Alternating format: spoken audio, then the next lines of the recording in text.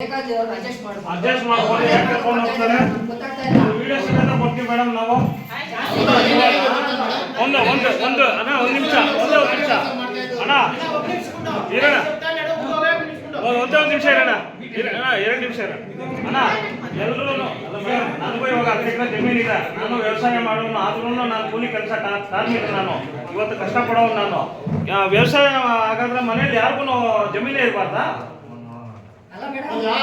Amendment ಇರೋದೇನು 12 ತಿಂಗಳಲ್ಲಿ 90 ದಿವಸ ಮಾತ್ರ ಕೆಲಸ ಮಾಡೋದಿರೋದು. 1 ವರ್ಷ 365 ದಿವಸ ಯಾಕೆ ಕೊಡ್ತಾರೆ ನಮ್ಗೆ ಕೆಲಸ? ಅದಕ್ಕೆ ಏನ್ ಮಾಡಿದ್ದಾರೆ ಡಿಪಾರ್ಟ್ಮೆಂಟ್ 90 ದಿವಸ 1 ವರ್ಷದಲ್ಲಿ 90 ದಿವಸ ಕೆಲಸ ಮಾಡೋದನ್ನ ಸರ್ಟಿಫಿಕೇಟ್ ಕೊಡಿ ಅಂತ ಹೇಳಿದ್ದಾರೆ. ಮಿಕ್ಕಿದ ದಿವಸ ಬೇರೆ ಕೆಲಸ ಮಾಡ್ಕೊಬಹುದಲ್ವಾ? 90 ದಿವಸ ಮಾಡಿಲ್ಲ ಅಂತ ಹೇಳ್ಬಿಟ್ಟಿದ್ರೆ ಮ್ಯಾರೇಜ್ ಇದು ಕ್ಲೈಮ್ ಅವ್ರನ್ನ ರಿಜೆಕ್ಟ್ ಮಾಡಿದ್ದಾರೆ.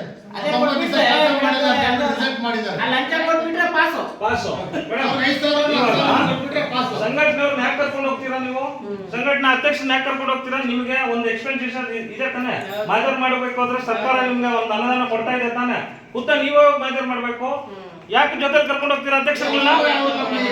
ಯಾಕೆ ಕರ್ಕೊಂಡು ಹೋಗ್ತೀರಾ? ಯಾರನ್ನು ಕರ್ಕೊಂಡೇ ಹೋಗ್ಬೇಡ್ರಿ. ಯಾರು ಕರ್ಕೊಂಡು ಹೋಗ್ಬೇಡಿ. ನೀವೇ ಹೋಗಿ ತಪ್ಪು ಮಾಡಿದ್ರು ನೀವೇ ಅಲ್ಲಿ ಫ್ರೀಸ್ ಮಾಡಿ. ಅವ್ನು ಸರ್ಕಾರದ ಇದು ನಿಜವಾದ ಕಾರ್ಮಿಕನಲ್ದಿದ್ರೆ ಫ್ರೀಸ್ ಮಾಡಿ.